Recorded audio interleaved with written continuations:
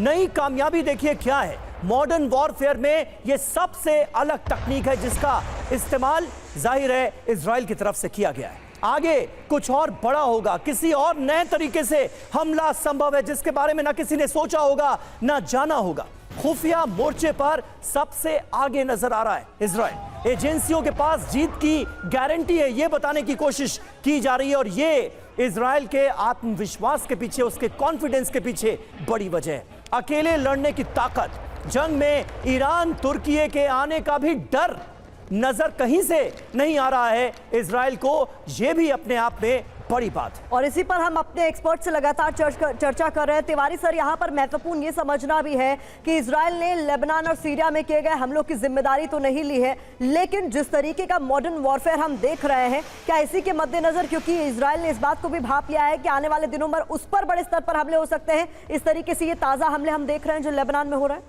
प्रतिमा, जिस बेसिस पे इजराइल बना है, जब से एग्जिस्टेंस में आया तब से ही इसको चारों तरफ से अटैक के लिए सफ़र कर रहा है।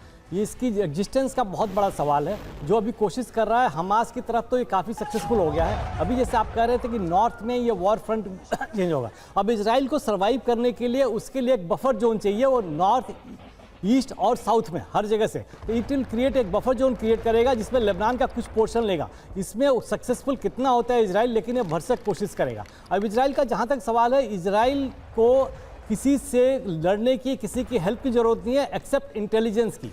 आज के वॉर में फोर्थ डायमेंशन होता है इंटेलिजेंस। अब इफेक्टिव इंटेलिजेंस उसको अमेरिका अगर सप्लाई करता रहेगा तो ये हिजबुल्लाह को कुछ समय के अंदर ही पूरा खत्म कर देगा।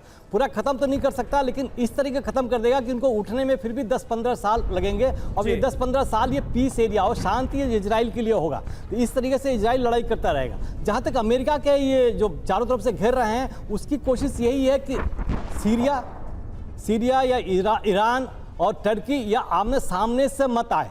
अब सबसे ज्यादा परेशानी तो हुती की परेशानी है। हुती परेशानी खाली इजराइल को नहीं कर रहा, हुती तो पूरा जो सी चैनल है, इसमें सब कंट्रीज की जो शिप्स हैं या बोट्स हैं उनको तंग करा। इसमें नुकसान किसी का भी हो सकता है, तो इसके ऊपर कंट्रोल करना अमेरिका के लिए बहुत महत्वपूर्ण है। बिल्कुल, लाल सागर में जो तनाव बढ़ता जा रहा है उसका आप जिक्र कर रहे हैं। वहीं लेबनान में इजराइल का सबसे बड़ा अटैक हुआ है। हिजबुल्लाह के ठिकानों पर की गई भीषण बमबारी, जमीन और आसमान से हिजबुल्लाह के ठिकानों पर हमले किए गए। हिजबुल्लाह के 1000 रॉकेट तबाह कर दिए गए। 100 इजरायली फाइटर जेट्स के जरिए ये जोरदार एयर स्ट्राइक की गई।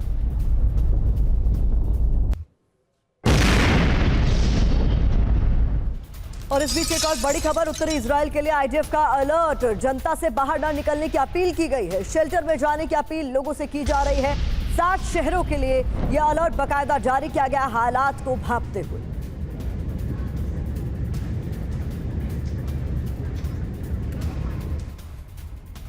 और पेजर और वॉकी टॉकी ब्लास्ट के बाद इजराइल हिजबुल्लाह पर आक्रामक हो गया है। कल देर रात से लेकर अब तक इजराइल लेबनान पर हमले कर रहा है। जमीन पर जितने तीखे हमले हो रहे हैं, उतने ही इंटेंस हमले आसमान से भी किए जा रहे हैं। इजरायली वायुसेना के करीब 100 फाइटर जेट्स ने लेबनान में घुसकर दहशत मचा दी है और हिजबुल्लाह के ठिकानों में बमबारी की गई।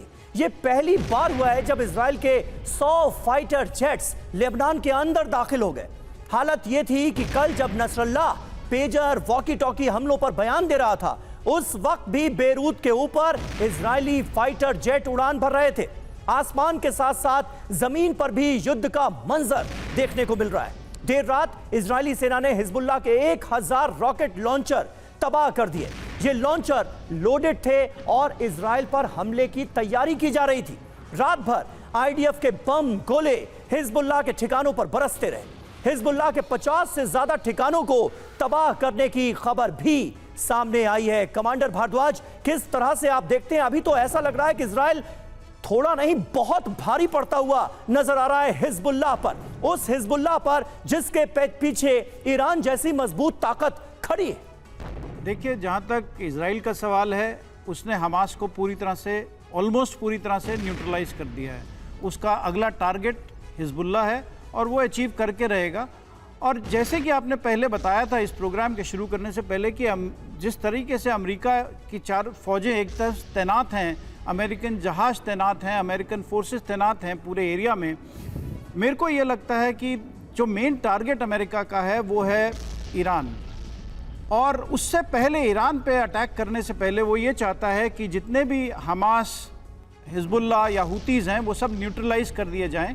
और ये उसकी प्लानिंग है आगे की चल के। मेरे को ये लगता है इस पर्सपेक्टिव से अगर देखा जाए कि फाइनल टारगेट ईरान रहेगा और ये युद्ध कब ईरान की तरफ बढ़ जाएगा ये कहना मुश्किल है इस वक्त पर हाँ, एक साल में, अगले एक साल में या अगले 6 महीने में भी ये कहा जा सकता है कि ईरान के ऊपर डायरेक्ट टारगेट किया जाए। उससे पहले ये जितने भी हुतीज़, हिजबुल्लाह और हमास हैं इनको न्यूट्रलाइज कर दिया जाएगा और उसके बाद जी आगे बढ़ा जाएगा। इजराइल को देखें तो वो अमेरिका की एक प्रॉक्सी है और अमेरिकन प्रॉक्सी जो है वो अभी तक ये छोटके पुटके जो हिजबुल्लाह हैं, हमास हैं, इनको ख़त्म कर रही है और ये ईरान की प्रॉक्सीज़ हैं। तो इसके बाद जो एक्चुअल युद्ध होगा वो शायद ईरान और यूएसए के बीच में ही होगा और उसी के लिए शायद प्रिपरेशन जारी